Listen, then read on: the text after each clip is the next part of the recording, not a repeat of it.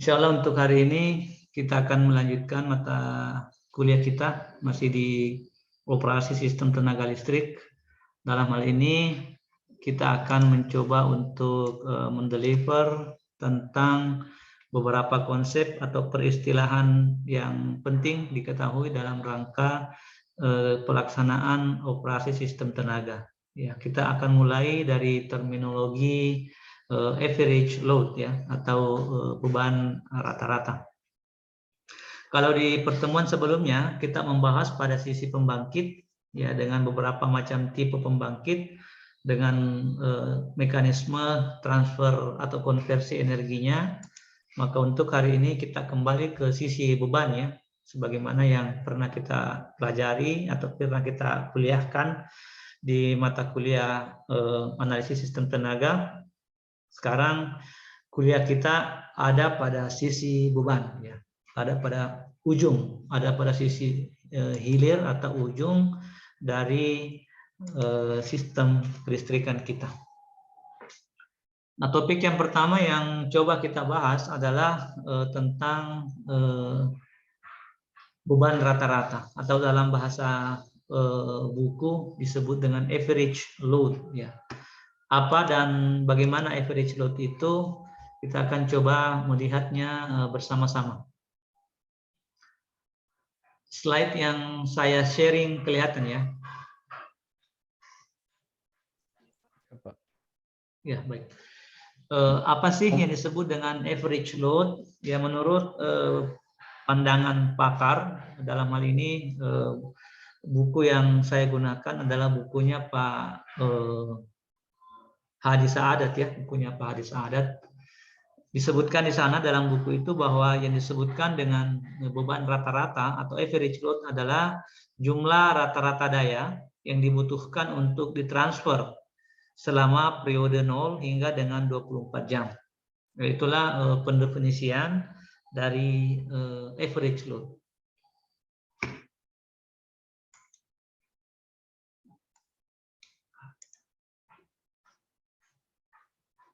Oke, ini masih banyak yang join. Nah, untuk melihat average load, maka salah satu cara yang mudah untuk kita mengamatinya adalah dengan melihatnya pada kurva beban atau load curve ya. Sebagaimana yang kita sampaikan di beberapa perkuliahan sebelumnya, bahwa karakteristik penggunaan daya di sebuah komunitas atau di pusat-pusat beban itu dapat diamati dengan mudah ketika kita melihat kurva beban yang terpakai pada masing-masing pembebanan atau masing-masing pusat beban yang ada. Nah, sekarang di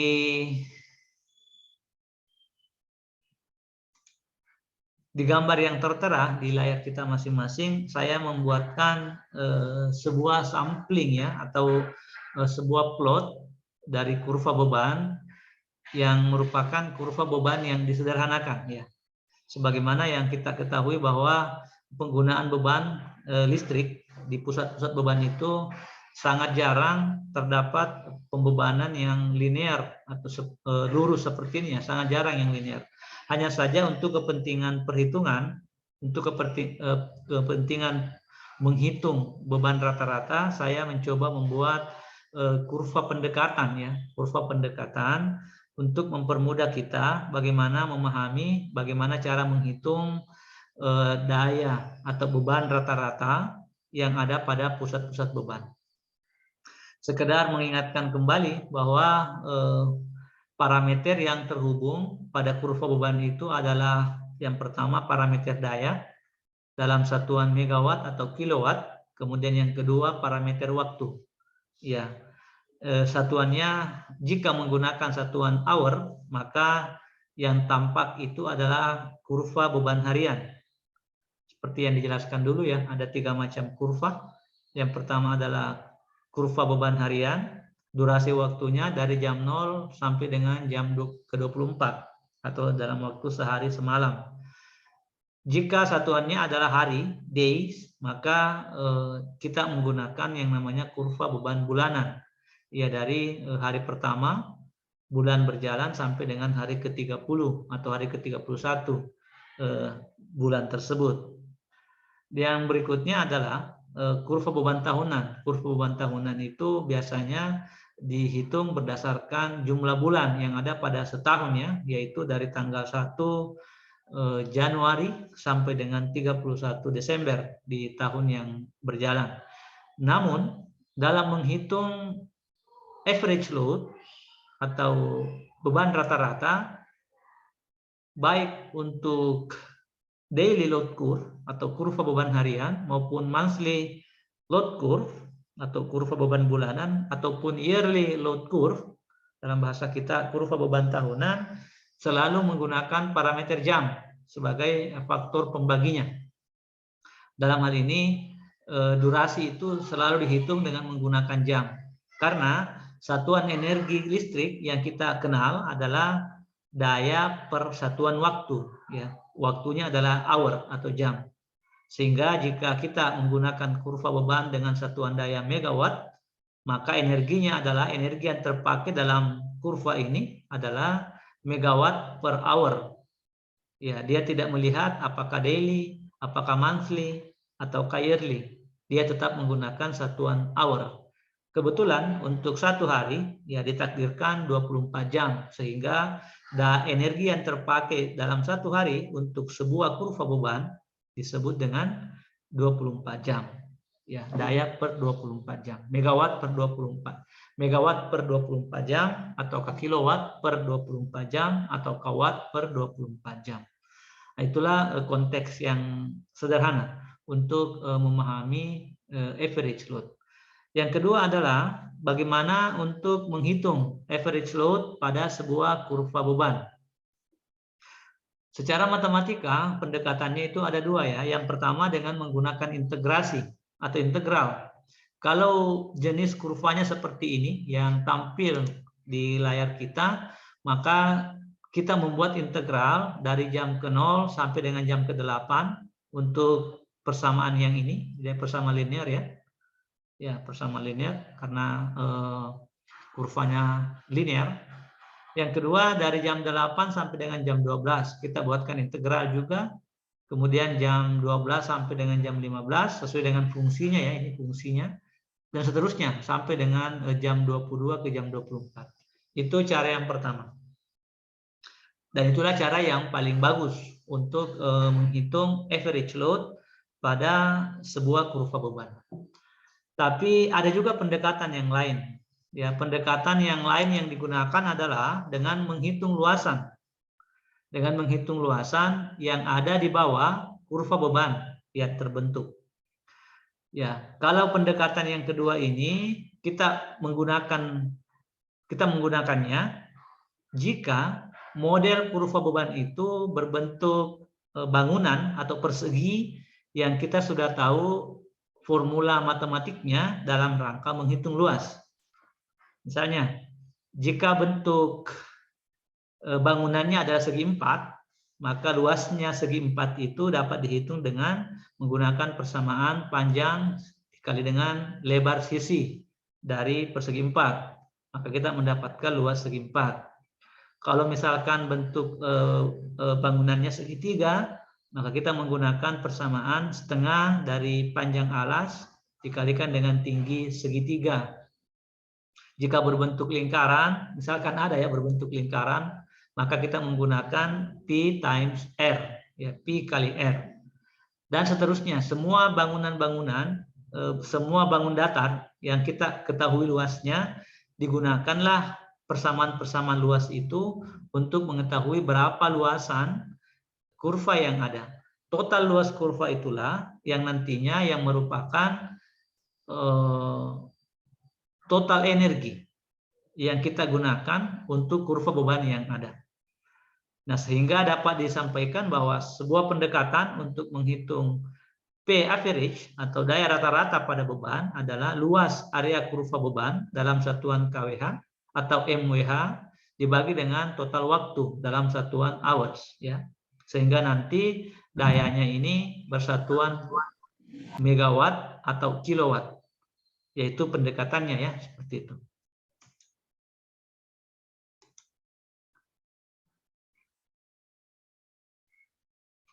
Baiklah, ini ada yang biasa keluar masuk, tidak masalah. Sekarang bagaimana kita menghitung lebih jauh? Ya, seperti yang saya sampaikan tadi di awal, bahwa untuk menghitung pendekatan yang kita gunakan untuk kesempatan ini adalah kita menggunakan pendekatan luas area ya, sehingga kita gunakanlah persamaan PAVG. PAVG ini merupakan akronim atau singkatan dari daya rata-rata. P adalah daya, average AVG ya. PAVG sama dengan luas area kurva beban dalam satuan kWh dibagi dengan waktu total, yaitu 24 jam dibagi dengan dalam satuan hour. Oke, sekarang dengan menggunakan pendekatan ini kita boleh mencoba menghitung sebuah daily load curve yang dibuat-buat. Ya, saya buat-buatlah seperti ini modelnya. Kemudian kita akan mencoba menghitung berapakah daya rata-rata yang ada atau yang terpakai dalam kurva beban yang tampil di gambar di atas. Tentunya kalau kita memahami kemarin konsep curve ya, load curve itu tidak akan seperti ini modelnya. Dia lebih dinamis, lebih kompleks. Nah, sekarang kita coba kurva beban yang tadi saya kemudian pecah-pecah dalam beberapa bangunan, ya bangun datar ya. Yang pertama saya buat bangun datar berupa segi 4 yang saya beri label A1. Ya, A1. Kemudian saya membuat lagi sebuah bangun datar yang saya labeli dengan A2. Kemudian saya membuat lagi A3 dan kemudian saya membuat A4. A5 juga demikian. Ya, meskipun A5 karena dia bukan bangun datar ya, karena dia hanya garis saja, maka nanti luasannya sama dengan 0. Nah, bagaimana menghitungnya? Beban rata-rata pada kurva beban ini adalah jumlah total area yang dibagi-bagi tadi. Nah, untuk A1, karena A1 bentuknya adalah persegi panjang, maka luas total area pada kurva beban ini saya bagi dengan A1. Untuk A1, dengan menggunakan persamaan ya untuk menghitung luasan segi 4, panjangnya adalah 22, ini didapatkan dari 22 dikurangi dengan 0, hasilnya 22, satuannya hour ya atau jam, dikalikan dengan tinggi, ya tinggi kurva. Tinggi ini adalah arah sumbu P, arah sumbu P dalam hal ini megawatt ya. Nah, sekarang tingginya itu berdasarkan gambar yang ada, kita kurangi 100 dikurang 0, berarti tingginya A1 adalah 100 megawatt. Dengan demikian, daya pada A1, daya yang terpakai untuk area A1 adalah 22 hour atau 22 jam dikalikan dengan 100 megawatt. Itu untuk A1. Sedemikian untuk A2. A2 ini terbentuk dari sebuah segitiga. Ya, segitiga panjangnya ini ya, ini panjangnya adalah dihitung dengan menggunakan satuan waktu 12 dikurangi dengan 8, ini kita mendapatkan 4 ya. 4. Kemudian tinggi segitiga ini ya, tingginya adalah 150 dikurangi dengan 100 sehingga kita mendapatkan 50. Karena persamaan untuk menghitung luas segitiga adalah setengah dikalikan dengan luas alas, dikalikan dengan panjang alas, dikalikan dengan tinggi, maka dapatlah nilai 1/2 dikali 4. 4 itu 12 dikurangi 8, dikalikan dengan 50. 50 ini tingginya. Dapatlah sekian ya, sekian. Untuk luasan A2. A3 dengan cara yang sama seperti A1. A4 cara yang sama dengan A2. Sehingga dan A5 kita tidak hitung ya A5. Yang ada adalah waktunya saja 24 minus 22 dapatnya adalah 2 yang ini. Tapi dia tidak menggunakan daya. Tidak ada daya yang terpakai dari jam 22 ke jam 24. Sehingga di sini dikalikan dengan 0. Nah, luas totalnya adalah kita tinggal mengalihkan saja 22 dikalikan dengan 100, 2200. Ditambahkan dengan setengah kali 4 kali 50 dapat 100. tambahkan dengan 3 kali 50, 150, tambahkan dengan setengah kali 3 kali 50, dapat 150, tambahkan dengan 0. Dengan gampangnya kita boleh mendapatkan nilai sebesar 2.525. Ya, ini double ya, double 2 kali ini. Sebenarnya yang di atas ini masih mau dikalikan dengan 1/2 ini. Ya, 1/2 ini. Oke, totalnya adalah 2525 megawatt hour. Kalau demikian, luas total area di bawah kurva berdasarkan jumlah bangunan yang ada ini adalah 2.525 megawatt hour. Megawatt dayanya, hour waktunya. Ya, itulah energi yang terpakai di kurva. Nah, sekarang bagaimana menghitung daya rata-ratanya? Cukup dibagi dengan lamanya waktu operasi. Ya, karena sistem kita beroperasi dari jam 0 sampai dengan jam 24, berarti lamanya adalah 24 jam, sehingga kita membaginya dengan 24 jam. Didapatkan nilai 105,2 megawatt. Ingat megawatt ya, megawatt itu adalah satuan dari daya, bukan satuan dari energi. Dengan demikian, daya rata-rata untuk kurva beban yang kita gambarkan ini, yang sederhana ini, adalah 105,2 megawatt. Saya kira itu pendekatan yang kita gunakan untuk menghitung daya rata-rata atau average load dengan menggunakan pendekatan luasan.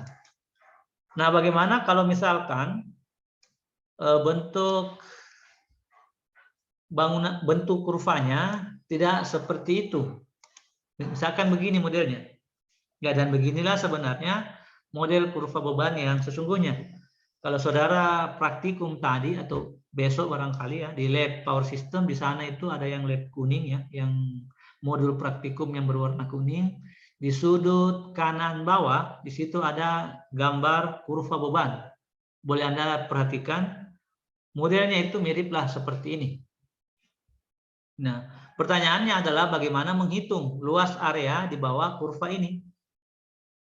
Ya, pendekatannya boleh menggunakan pendekatan yang seperti tadi. Kita pecah-pecah dalam bentuk segi 4 atau segitiga atau jajaran genjang, kemudian kita hitung, kemudian menghitung sisanya. Nah, sisanya itulah yang menjadi masalah. Karena pasti ada sisa ya ketika kita bagi-bagi ini, baik dibagi dengan menggunakan segi 4 ataupun segitiga, ini pasti ada sisa karena bentuknya yang berbentuk kurva smooth ini. Dia kurvanya halus, tidak terpotong-potong, maka pendekatan yang paling bagus adalah dengan menggunakan pendekatan metode numerik. Ini metode numerik. Disinilah gunanya integral ya. Kalau kita menggunakan integral, untuk menghitung luas bangunan tak tentu. Ya, itulah gunanya kita belajar integral. Kalau integralnya itu dipakai untuk mengintegrasi, dicari tahu fungsinya ini, bagaimana bentuk fungsi dari grafik ini, fungsinya apa, misalkan dia persamaan berpangkat 3 atau persamaan polinomial ya, ini ya pasti persamaan polinomial seperti ini, maka kita integralkan dengan batasan waktu, waktunya adalah 0 sampai dengan 24, kemudian kita hitung dengan menggunakan metode numerik.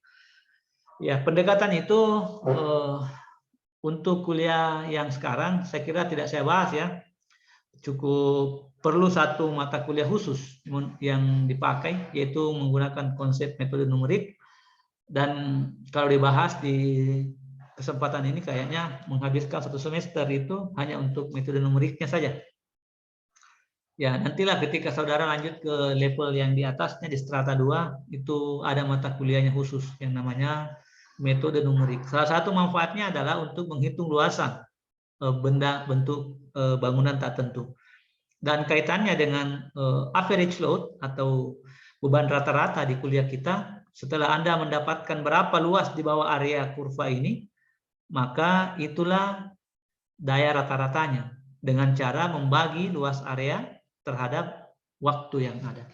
Begitulah cara untuk menghitung daya rata-rata pada sebuah kurva beban.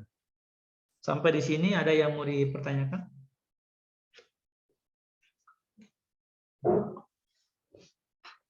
Dipaham ya? Mungkin sampai di sini.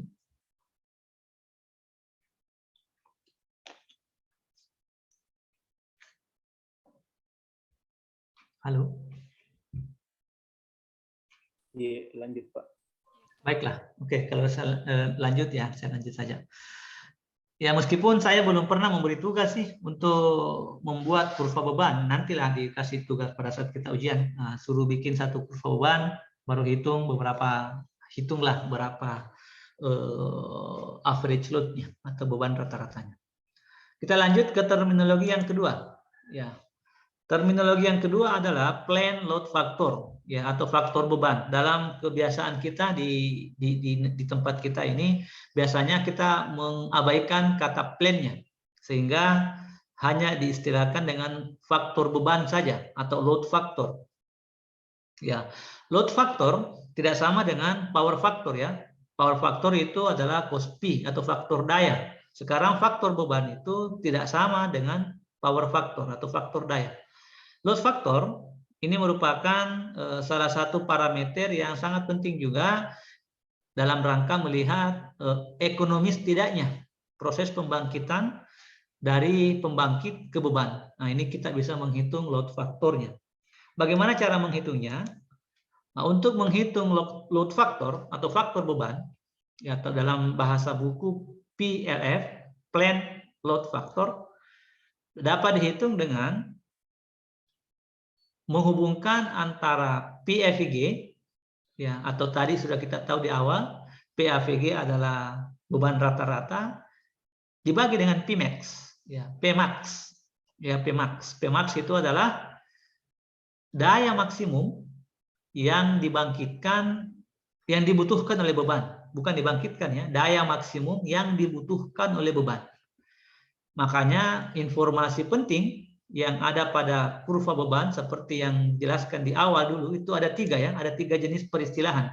Yang pertama adalah base load, yang kedua adalah intermediate cycling load, dan yang ketiga adalah peak load. Peak load inilah yang tertinggi di sini yang disebut dengan P maksimum. Ya, P maksimum.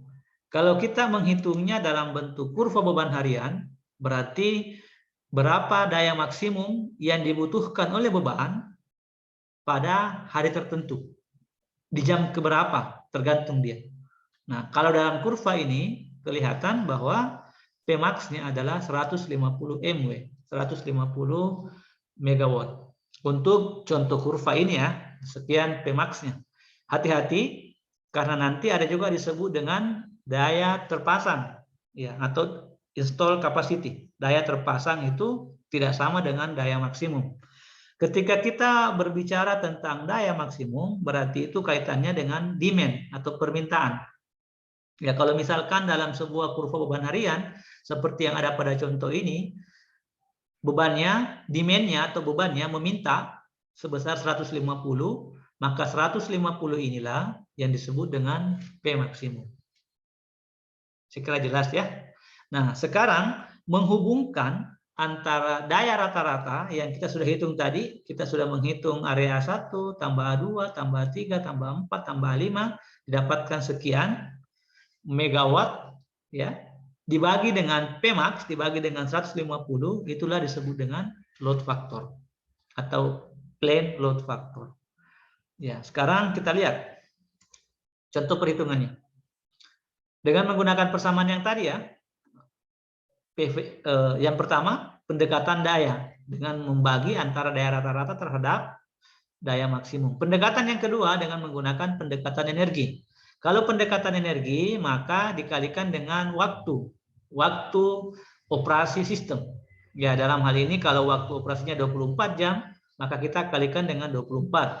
Kalau waktu operasinya hanya 18 jam, kita kalikan dengan 18. Baik untuk PAVG-nya maupun Pmax-nya dikalikan dengan waktu yang sama, dan seterusnya. Kalau misalkan hanya beroperasi sampai setengah hari, sampai jam 12 saja, maka dikalikan dengan 12 untuk T-nya. Sehingga pendekatan yang kedua ini, pendekatan energi. Yang pertama tadi pendekatan daya. Yang pertama persamaan itu saintifik, ya, sifatnya ilmiah, biasa disebut dengan jawaban pasti. Kalau pendekatan berarti engineering, rekayasa ya. Mungkin saja ada hal-hal tertentu yang kita abaikan, nah itulah disebut dengan pendekatan. Ya, terutama waktunya, karena biasanya kita tidak bisa mendefinisikan dengan sangat presisi waktu operasi pembangkit. Ya, karena dalam sistem pembangkitan tidak serta-merta ketika pembangkit dioperasikan langsung bisa menghasilkan daya output yang sampai ke beban. Butuh sedikit waktu, ya, butuh sedikit waktu untuk sampai ke beban, ya, untuk mengoperasikan beban. Sehingga saya sebutkan dengan istilah pendekatan. Contoh yang lebih nyata, kita hitunglah berapa faktor beban atau load faktornya untuk kurva yang ini. Ya, seperti yang kita sudah tahu tadi, daya rata-ratanya atau P average-nya adalah 105,2 megawatt. Sudah kita hitung sebelumnya. Kemudian daya maksimumnya, P max-nya adalah 150 MW. Kalau demikian dengan menggunakan matematika atau kalkulator, kita mendapatkan 0,701. Faktor beban ini tidak punya satuannya, tapi biasa dituliskan dalam persen. Jika menggunakan pendekatan energi dengan cara yang sama, ya kita bisa mendapatkan nilai yang sama pula. Hanya berbeda dengan energi saja. Kalau yang di atas adalah MW, yang di bawah adalah MWH, ya, MWH, ya, megawatt hours energi. Kalau megawatt adalah daya. Nah, itu dua pendekatan untuk menghitung kurva beban, menghitung load factor atau faktor beban. Sekarang ini adalah ilmu operasinya. Bagaimana yang disebut dengan ideal load factor? Ya, dikatakan load faktornya ideal. Ideal ini artinya tidak ada rugi ya dalam sistem. Kapan sistem tidak mengalami rugi dalam proses pembangkitan sampai ke bebannya? Jika Pmax-nya sama dengan PAVG. Ya, jika beban maksimumnya sama dengan daya rata-rata yang ada pada sistem itu, maka itu kondisi ideal. Sehingga dalam sistem pembangkitan dan pengoperasiannya, biasanya operator dengan pembangkit itu sangat menghindari terciptanya beban puncak. Ya, tapi yang disebut dengan beban itu merupakan variabel yang susah untuk diprediksi. Selalu saja ada beban puncak. Jika terdapat kondisi Pmax-nya sama dengan P rata-ratanya, maka itulah kondisi ideal. Dalam hal ini load factor sama dengan 1. Ya, load factor sama dengan 1 ya. Kalau cos P sama dengan 1 ideal juga. Ini load faktornya sama dengan 1, maka dipastikan sistem itu tidak mengalami rugi-rugi. Apa yang dibangkitkan sama dengan yang dipakai. Hanya saja dalam kenyataannya jarang ya, jarang terjadi. Nah, untuk realitasnya PAVG ini biasanya ya sangat sering terjadi itu lebih kecil dari 1. Lebih kecil dari 1. Itulah kondisi real di lapangan atau kondisi praktikal di lapangan itu load factor selalu lebih kecil daripada 1. Akan tetapi ada satu hal yang kita abaikan ya, kita berikan dispensasi khusus manakala ada sebuah daerah yang mengalami critical energy. Ya, energinya dalam pembangkitnya atau sumber energinya dalam keadaan kritis. Apa maksudnya kritis? Dia hanya sebuah pembangkit atau sistem pembangkit yang beroperasi untuk melayani beban yang ada. Tidak ada pembangkit yang lain. Dan saat itu terjadi kondisi permintaan beban di atas kemampuan atau daya mampu dari generator yang ada, dari pembangkit yang ada. Yang disebutkan dengan daya mampu adalah 80% dari daya terpasang, ya, dari pembangkit yang ada. Ya, di atas 80% itu sudah dalam kondisi kritik. Jika pembangkit dioperasikan dalam kondisi itu, maka terjadi kondisi yaitu load factor di atas 1. Kalau ada kondisi seperti ini, dipastikan sistem itu dalam keadaan tidak sehat, ya, tidak sehat, tidak dalam keadaan normal.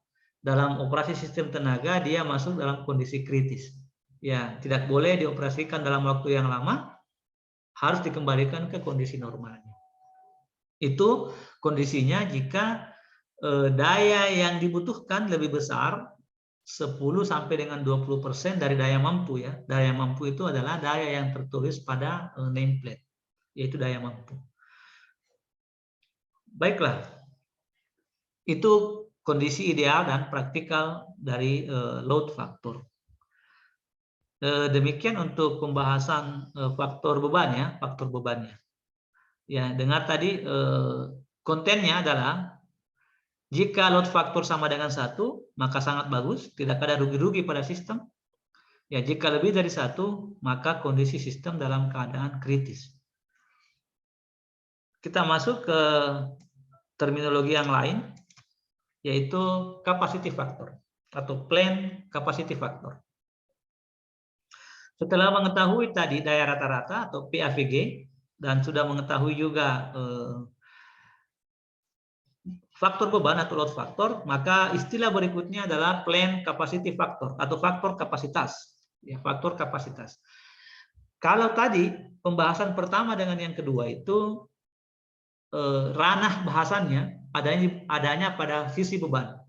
Sementara untuk yang ketiga ini adanya pada sisi pembangkit. Ya, jadi plant capacity factor itu dia menceritakan tentang kondisi pembangkit dilihat dari beban ya. Dari beban kita melihat ke pembangkit. Nah, sekarang bagaimana menghitung CF, ya, CF atau capacity factor. Untuk menghitung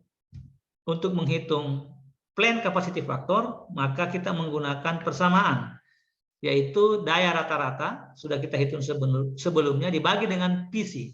PC ini adalah plant capacity, ya. Plant capacity disebut juga dengan install capacity, ya, atau daya terpasang ya, daya terpasang, bukan daya mampu, daya terpasang.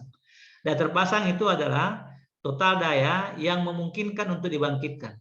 Ya, dalam hal ini kalau misalkan di contoh ini install capacity-nya adalah 200 megawatt. Nah, itulah PC-nya.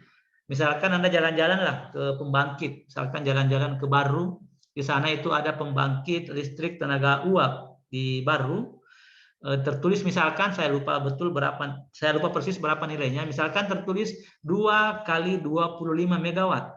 Berarti install capacity-nya adalah 2 kali 25 megawatt atau sama dengan bukan sama dengannya atau ekuivalen dengan 50 megawatt. Itulah install capacity-nya, ya, daya mampunya.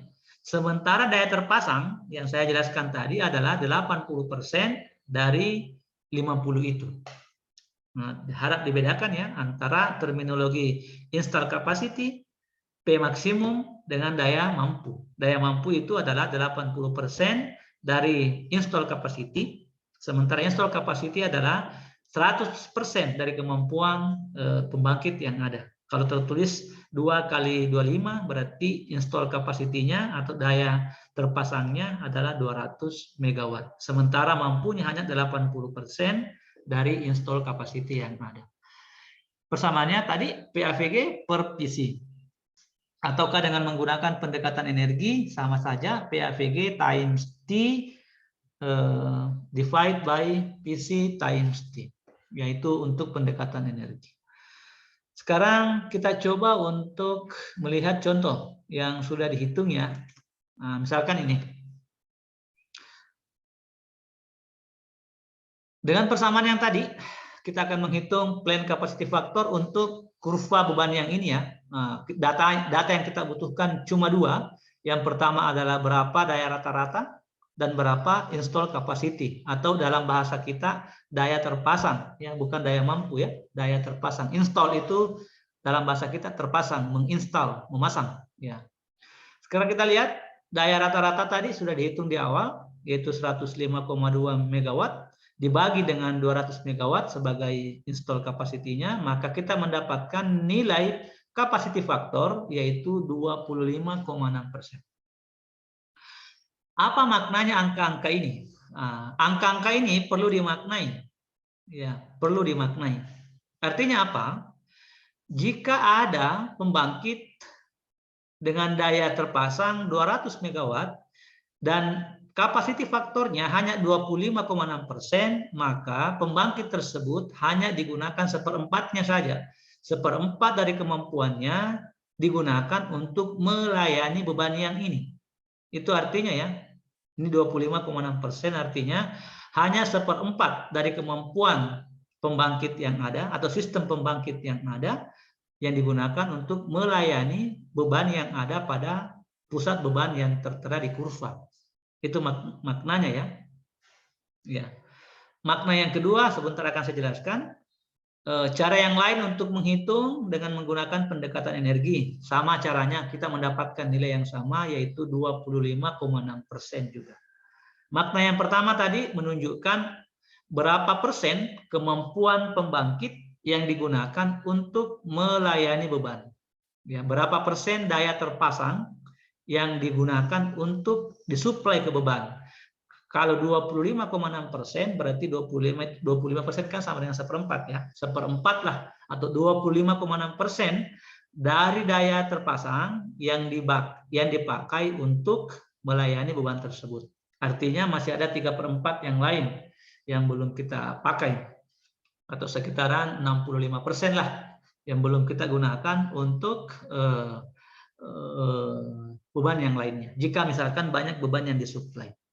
Itu makna yang pertama. Makna yang kedua adalah kita merujuk kepada data yang dirilis oleh NREL, ya, National Renewable Energy Laboratory. Ini merupakan sebuah laboratorium pusat energi terbarukan yang berpusat di Colorado ya, di Amerika Serikat, di Colorado, negara bagian Colorado, Amerika Serikat. Mereka tahun lalu, tahun 2021, merilis beberapa capacity factor untuk beberapa tipe pembangkit. Makanya kemarin saya minta Anda mencari tahu bagaimana animasi dari prinsip prinsip konversi energi dari masing-masing pembangkit, supaya Anda ada bayangan. Untuk pembangkit ini capacity faktornya sekian dan seterusnya. Oke, kita lihat untuk pembangkit nuklir ya, dia memiliki capacity faktor antara 85 sampai 90%. Artinya apa? Pembangkit nuklir itu dia bisa beroperasi ekonomis jika dibebani 85 sampai dengan 90% dari daya mampunya. Daya terpasangnya ya. Daya terpasangnya itu install capacity-nya. Di bawah itu dia tidak ekonomis. Ya, 85 sampai dengan 90%. Kalau kita merujuk ke mata kuliah yang lalu, nuklir ini merupakan pembangkit yang tergolong dalam tipe pembangkit termal. Dan Anda sudah tahu, pembangkit termal, semua jenis pembangkit termal itu digunakan untuk melayani beban puncak. Terbukti kapasitasnya, plan capacity-nya atau PC-nya, capacity faktornya itu ada di rating 85 sampai dengan 90%. Yang kedua adalah hydro. Hydro ini macam-macam ya, yang kita sudah jelaskan di beberapa pekan sebelumnya. Dia memiliki kapasitas faktor kapasitas dari 30 sampai dengan 90%. Inilah alasannya mengapa hydro itu dipakai untuk melayani beban dasar maupun beban puncak, tergantung dari kondisi ketersediaan sumber energi primernya. Nah, di musim air, di musim hujan maksud saya, itu biasa dipakai untuk melayani beban puncak, dan di musim kering atau di musim kemarau biasanya hydro digunakan untuk melayani beban dasar. Karena ini ratingnya, rentangnya panjang ya, dari 30 sampai dengan 90%. PV ini adalah solar fotovoltaik, ada di antara rating 16 sampai dengan 28%.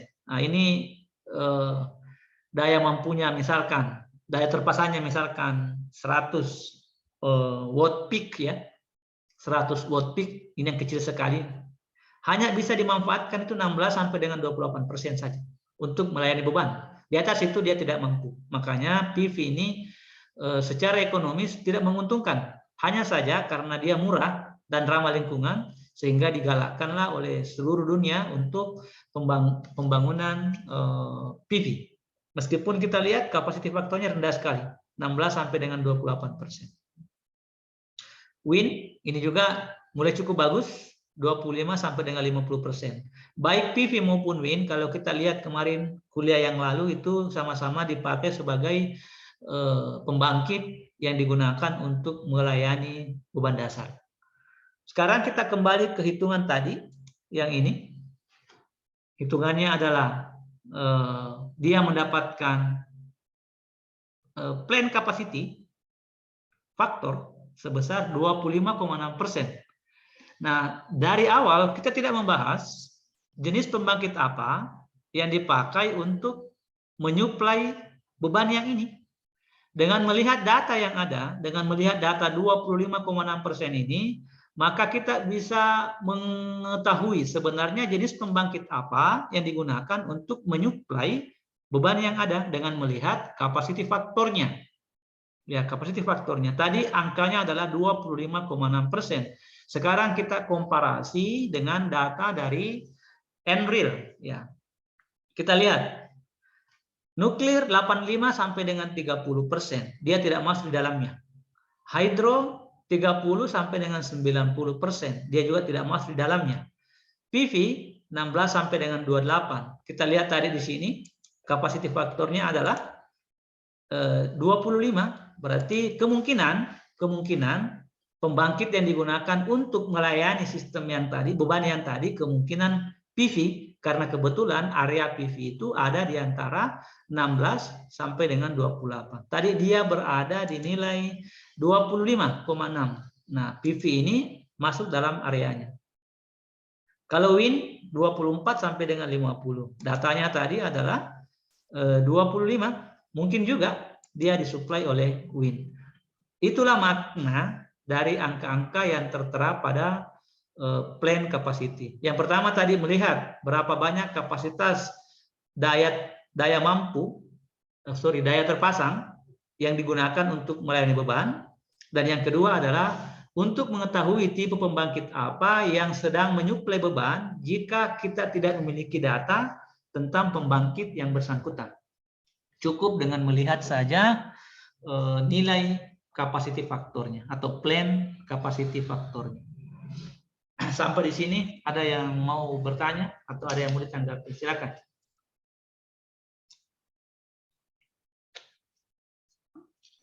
Saya Pak. Iya, silakan. Bagaimana Pak kalau pembangkitnya itu ke gabungan seperti ada pembangkit tenaga gas dan uap? Bagaimana cara? Ya, kalau digabungkan kita melihat rentangnya. Contohlah, gas uap itu masuk di gas dengan uap itu masuk di thermal ya. Jadi kalau sama-sama menggabungkan thermal, gas kan thermal, uap juga thermal, itu masuk di nuklir ini.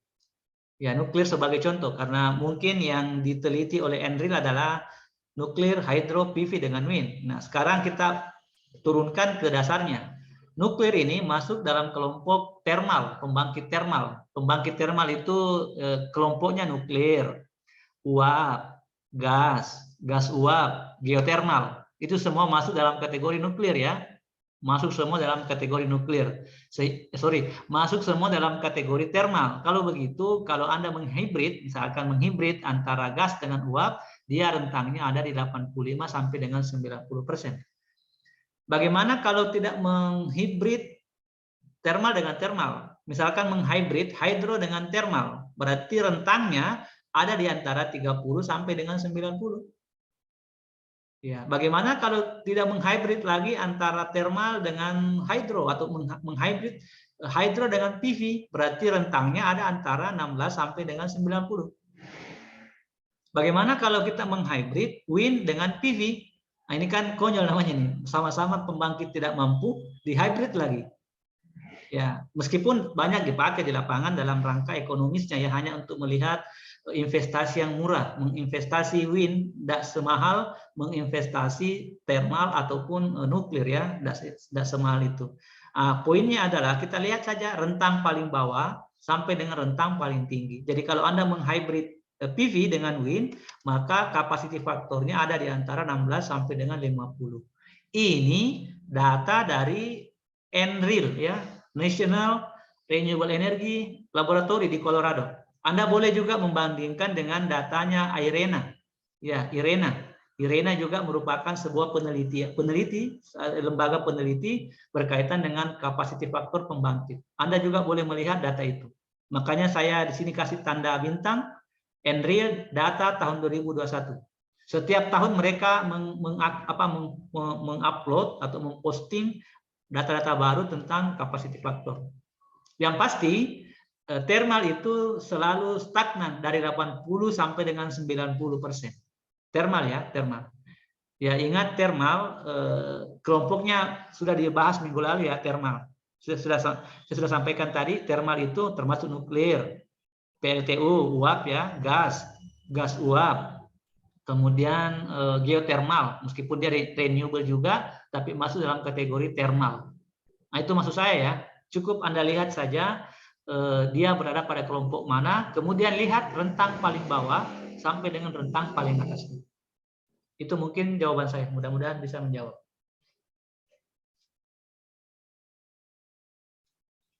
Bagaimana yang bertanya, boleh ya? Iya Pak, kasih Pak. Ya, sama-sama. Baiklah, kita lanjut lagi. Tidak ada lagi pertanyaan yang lain tentang plan capacity factor. Yang penting Anda paham yang dua informasi tadi ya, dua informasi tentang angka yang didapatkan ini. Angka ini, apa maknanya sih angka ini? Dua maknanya ya, dua maknanya. Satu, menceritakan tentang kemampuan individual dari pembangkit yang ada. Contohnya tadi ada sebuah pembangkit X, ya, dia hanya dibebani, dia memiliki capacity factor 25,6. Artinya apa? Artinya dia hanya menyalurkan dayanya sebesar 25,6% dari total daya mampunya, total daya terpasangnya. Mohon maaf, saya sering kebalik-balik. Total daya terpasangnya. Ya. Sementara daya mampu itu adalah 80% dari daya terpasang ya. Ini arti yang pertama dari 25,6. Yang kedua, jika ditanya, pembangkit apa sih yang dipakai di sini untuk melayani kurva beban ini atau beban yang dikurvakan ini? Jawabannya, lihatlah rentangan yang dikeluarkan oleh lembaga-lembaga surveyor ya, misalkan National Renewable Energy Laboratory. Mereka mengeluarkan data seperti ini. Boleh juga mengkomparasi dengan data yang lain. Ya, misalkan datanya IRENA dan data yang lainnya. Boleh juga mengkomparasi dengan data dari negara kita, ya, di standar yang ditetapkan oleh Kementerian ESDM. Ada juga standarnya. Hanya saja saya belum mendapatkan data terbaru, makanya saya tidak sampaikan di slide ini. Itu mungkin ya resumenya untuk subtopik plan capacity factor atau capacity factor. Baiklah, karena waktu kita akan lanjut ke berikutnya, masuk ke plan usage factor. Ya. Plan usage factor. Seperti halnya dengan plan capacity factor, plan usage factor ini juga membahas tentang pembangkit, ya, beban terhadap pembangkit. Kondisi pembangkit dilihat dari beban, ya. Kondisi pembangkit dilihat dari beban. Ya, karena pembangkit itu sebenarnya dioperasikan berdasarkan permintaan beban ya. Permintaan bebannya besar, pembangkit diupayakan membangkitkan besar sesuai dengan daya terpasang dan biasanya dibatasi pada daya mampunya dan seterusnya. Nah, sekarang apa itu yang disebut dengan PUF atau PUF? Ya. Dalam catatan ini saya berikan penjelasan bahwa PUF ini adalah clue-nya ya. Mirip dengan PCF, ya, usage factor mirip dengan capacity factor. Apa bedanya? Bedanya adalah waktu operasinya saja. Kalau PCF itu dihitung 24 jam sesuai dengan DLC ya. Ya, kalau menggunakan DLC. Ya, daily load curve, maka dia menggunakan waktu 24 hours. Ya, sementara untuk plan usage factor hanya dihitung pada saat pembangkit menyuplai daya ke sistem. Nah, tadi pertanyaannya bagus itu. Misalkan kita menghibrid antara hydro dengan PV. Disuruh hitunglah usage faktornya PV. Berarti Anda cukup mencari tahu PV itu dioperasikan dari jam berapa sampai jam berapa. Ya. Rentang waktu operasi itulah yang disebut dengan VUF atau Planned Usage Factor. Cara menghitungnya sama. Cara menghitungnya sama dengan menghitung PCF. Yang berbeda adalah waktunya saja. Saya kira clear ya, clear penjelasannya. Nah, sekarang kita lihat bagaimana menghitungnya. Nah, seperti kurva yang ini, kalau kita ingin menghitung kapasitasnya, plan capacity faktornya, maka waktu yang dipakai adalah 24 jam. Mengapa 24 jam? Karena kita menggunakan daily load curve atau kurva beban harian. Durasi waktu 24 jam. Begitu ditanya berapakah usage faktornya, maka cukup dihitung dari jam berapa sampai jam berapa pembangkit tersebut menyuplai beban ke sistem. Sebagai contoh, di kurva ini pembangkit hanya menyuplai dari jam 0 sampai dengan jam 22. Ya, dia dari kurvanya ya, jam 0 sampai jam 8 menyuplai 100 MW.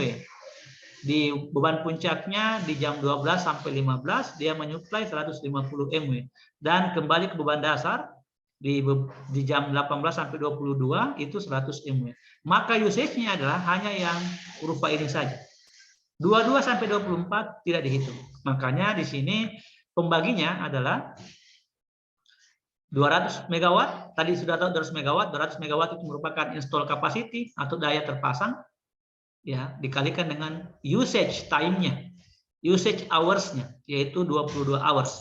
Sehingga dibagi dengan 22 dikalikan dengan daya terinstal, daya terpasang. Itu yang membedakan antara usage factor dengan capacity factor. Apa gunanya? Gunanya di sini adalah untuk betul-betul mengetahui berapa sih sebenarnya persentase beban yang terpakai untuk pembangkit yang ada. Sehingga disimpulkan bahwa usage factor jauh lebih teliti dibandingkan dengan capacity factor. Ya, ini biasanya dipakai untuk sistem yang terisolasi, insulated system. Misalkan ada kepulauan, kepulauannya dia cuma sebuah pulau, bebannya juga tetap sama, tidak berubah-berubah, pembangkitnya cuma satu. Nah, di sana untuk kondisi seperti itu biasanya tidak pernah dihitung capacity faktornya, tapi yang dihitung adalah usage faktornya. Karena pembangkitnya tunggal, bebannya juga sama, tidak berubah-berubah. Beda kalau integrated system ya, seperti sistem Sulawesi Selatan, di mana ada banyak pembangkit yang bekerja sama, bekerja paralel, tersinkronisasi satu sama lain, kita menghitung PCF, Plan Capacity Factor, karena kita tidak tahu beban pembangkit mana yang saat ini menyuplai ke beban. Kalau insulated system biasanya digunakan PUF, Plan Usage Factor.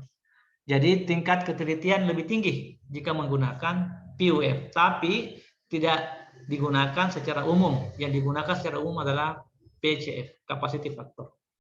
Itu penjelasannya tentang Plan Usage Factor. Jarang muncul di ujian-ujian. Hitunglah PCF-nya. Hitunglah PUF-nya jarang. Kecuali mereka merancang yang disebut dengan insulated system ya, pembangkit yang terisolasi. Contohnya di daerah Kendari, daerah Sulawesi Tenggara. Sulawesi Tenggara itu jenis pembangkitnya cuma satu. Mereka hanya punya pembangkit diesel. Sehingga di sana tidak pernah dihitung PCF. Mereka selalu menggunakan Plan Usage Factor. Karena sistemnya terisolasi, tidak terhubung dengan sistem yang lain, dan bebannya jarang bertambah. Meskipun sekarang sudah dibangun juga jaringan interkoneksi dari Sulsel ke Sultra. Nah, sehingga pelan-pelan nanti sistem di Sultra juga akan disuplai dari sistem Sulsel. Akhirnya nanti yang dihitung bukan lagi PUF, tapi berubah ke PCF. Itu informasinya ya. Oke, informasi yang kedua sama dengan tadi, mengetahui jenis pembangkit apa yang dioperasikan. Ideal versus practical ya, sama dengan tadi. Kapan dikatakan ideal? Jika PUF-nya sama dengan PAVG-nya. Ya. Jika PAVG-nya sama dengan PC-nya, install capacity. Ini yang dipakai di genset. Ya, genset itu biasanya dibeli sesuai dengan kebutuhan saja. Ya makanya kalau genset yang dihitung PUF-nya, bukan PCF. Genset yang dipakai melayani misalkan gedung atau kampus, nah itu dihitung PUF. Baiklah, itu yang berkaitan dengan plan usage factor. Kita lanjut.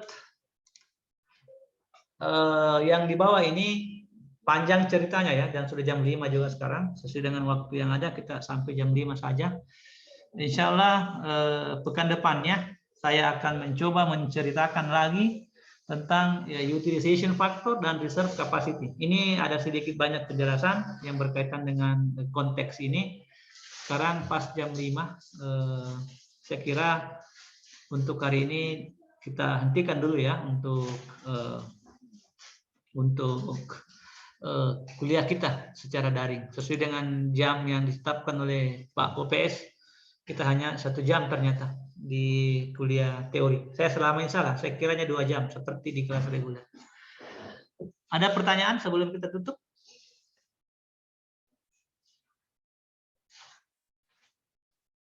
Halo, ada yang mau ditanyakan?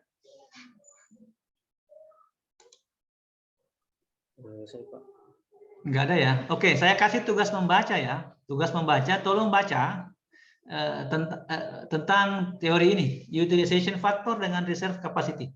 Ya dibaca-baca saja, cari buku atau cari literatur. Kalau nggak salah ingat, materi ini saya pernah upload di Classroom. Boleh Anda unduh lah, boleh Anda unduh, baru Anda baca-baca tentang yang ini ya, yang utilization factor dengan reserve capacity.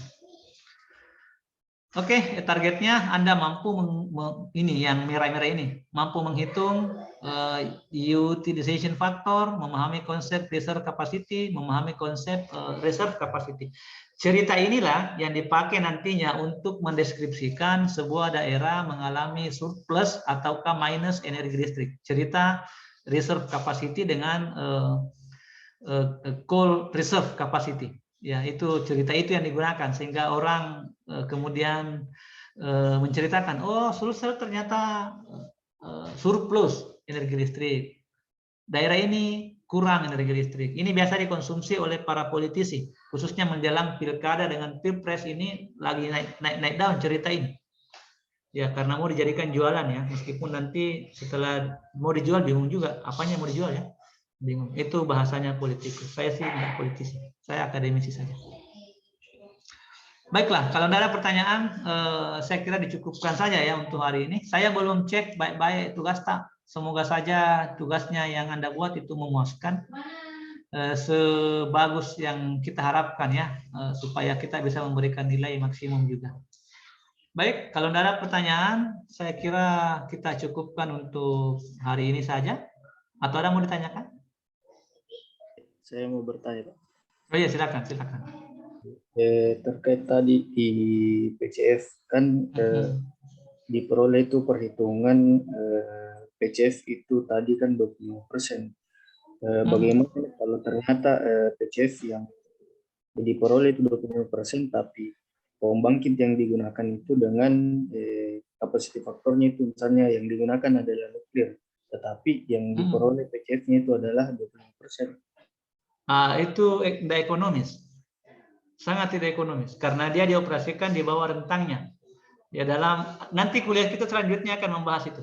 Ya nanti di operasi ekonomi sistem tenaga pertanyaan itu akan terjawab lebih detail ya. Tapi saya jawab singkat saja dulu, dia tidak ekonomis karena dia dioperasikan di bawah rentangnya.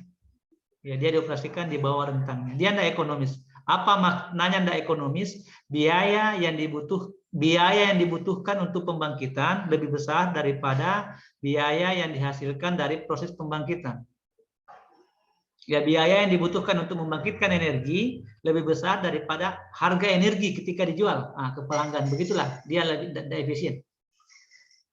Ya, misalkan kita jual jalan kote ya, kita butuh per sebiji jalan kote kita butuh modal 1.000 misalkan. Tapi kita jual jalan kote 750, rugi Ki. Begitulah cerita gampangnya. Nah, itu makanya kenapa di awal-awal itu dipecah-pecah. Thermal untuk beban puncak. Kenapa beban puncak? Pasti banyak yang pakai di sana. Namanya juga beban puncak. Kebutuhannya banyak ya. Pakailah di beban puncak. Ya thermal itu. Kemudian hidro, kenapa dipakai di beban dasar? Ya kurang yang pakai, karena kalau kita membangkitkan banyak, terus tidak dipakai, rugi. Itu konteksnya coal reserve. Bagaimana? Karena energi kan tidak bisa disimpan ya, energi listrik tidak bisa disimpan. Nah, kayak Pertamina dia bisa nyimpan minyaknya di bunker, bisa membuat banyak kilang-kilang untuk nyimpan minyak. Tapi listrik dibangkitkan tidak bisa disimpan. Misalkan dia butuh hanya 25 megawatt, kita bangkitkan 1000 megawatt. Sisanya itu mau dikemanakan? Tidak akan kemana-mana. Hanya terkumpul saja di pusat pembangkit, tidak tersalurkan ke beban. Makanya di awal dipecah-pecah. Thermal untuk beban puncak, hydro beban dasar, kemudian PV beban dasar, wind beban dasar. Itu makanya diklasifikasikan begitu supaya capacity faktornya match dengan load faktornya yang tadi disampaikan di atas. Ya, makanya tadi dijelaskan kapan ideal jika capacity faktor sama dengan 1 ya. Apa itu 1? Yang dibangkitkan sama dengan yang dibutuhkan. Nah, itu paling enak itu. Kalau kita bangkit 10 dipakai 10. Nah, mestinya bangkit buatan lebih paham ini karena namanya bangkit-bangkit juga. Iya, Pak. Mantap. Ada lagi pertanyaan yang lain?